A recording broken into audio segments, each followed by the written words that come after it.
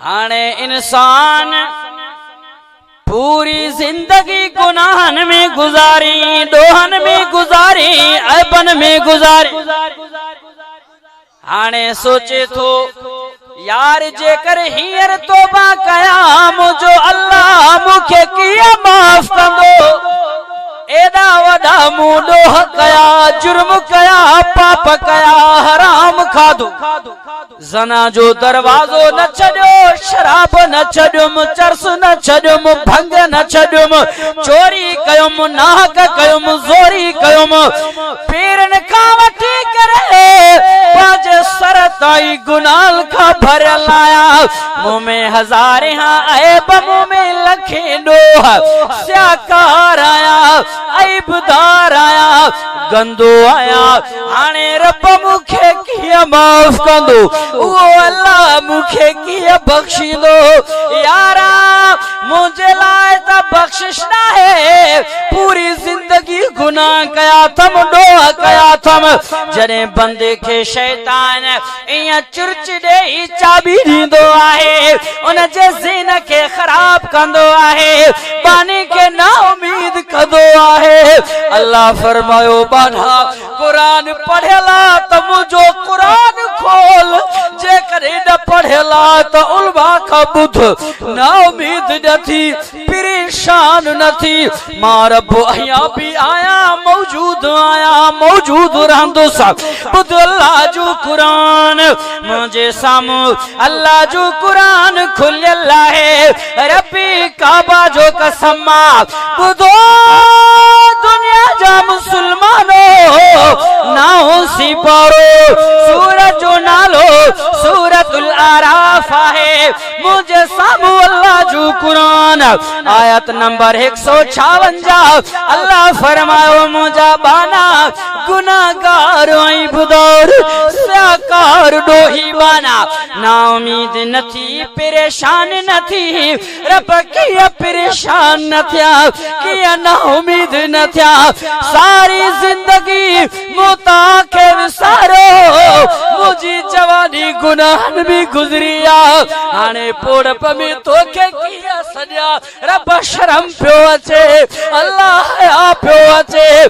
सॼा हाथ जवानी में जे जवानी भी तानी नहीं आहे, अखियों जैन ना हीअर त नजर भी खत्म थियो।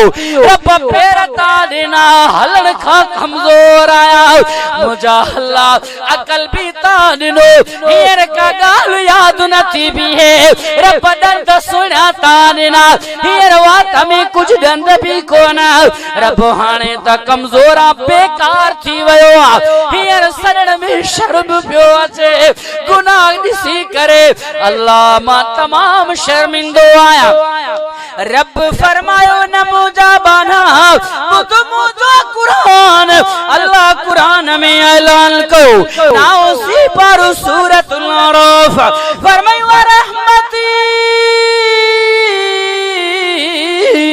वसियत कुल्ल शै।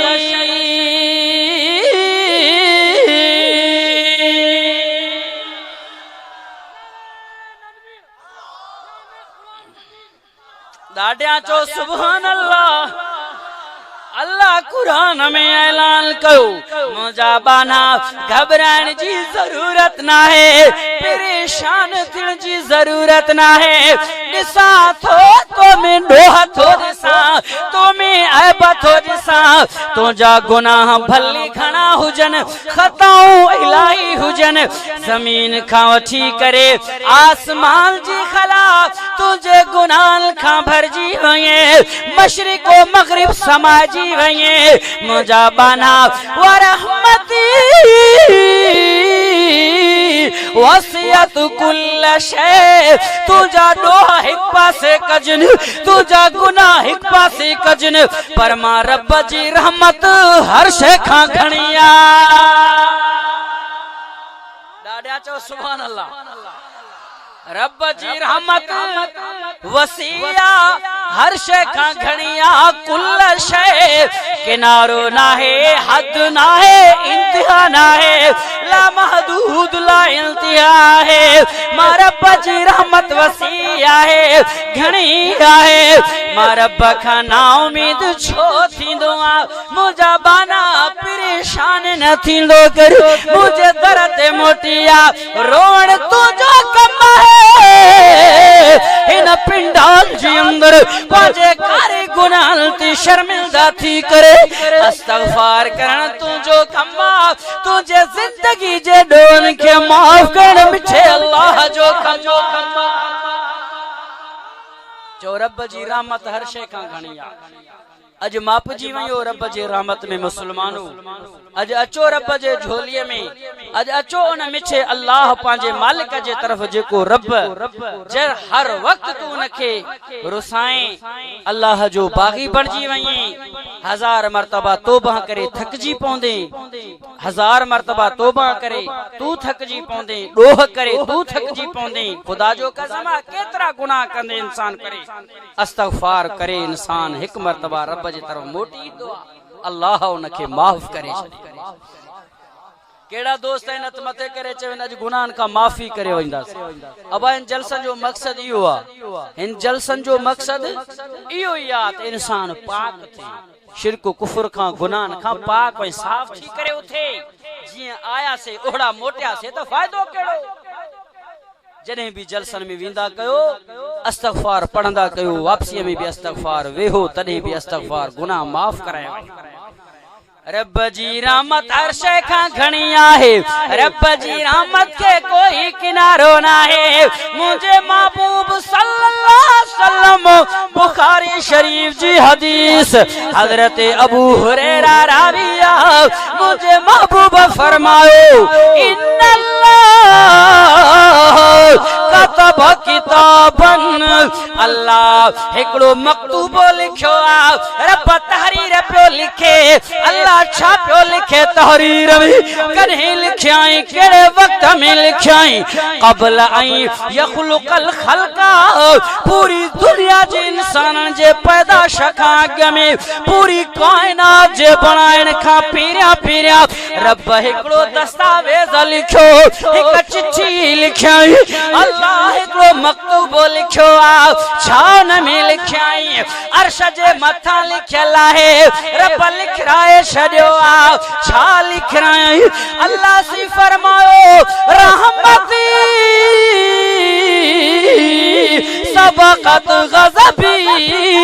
ओ मुंहिंजा बानो दुनिया जा इंसानो जॾहिं इंसान ॾोह कंदो आ, जुर्म कंदो आ, गुनाह कंदो आहे, मर्द चाहे औरत आहे, जवान चाहे कमजोर आहे, ॾोह करे ऐब कयई। हाणे उन इंसान जे गुनाहन खे ॾिसी करे मां रब जे कावड़ खे जोश अचे, मूंखे कावड़ अची वई, मां रब रुसी वईयां। वरी उन ते मां रब खे रहम अचे, उन ते मां रब खे करम भी अचे, मां अल्लाह खे फज़ल भी अचे। हाणे बरस्ता बानो गुनाहगार आहे, रब खे कावड़ भी आहे, वरी रब खे रहम भी पियो अचे। रहम जो भी मंजर वरी कावड़ जो मंजर आ, बरस्ता अची वया, बानू विच में रहिजी वयो आ। अल्लाह अर्श ते लिखराए छॾियो रहमती सबक़त ग़ज़बी। मुझे कावड़ खे भी जोश अचे, मुझे रहमत खे भी जोश अचे, कावड़ खां मुझी रहमत गोए खणी वेंदी आहे।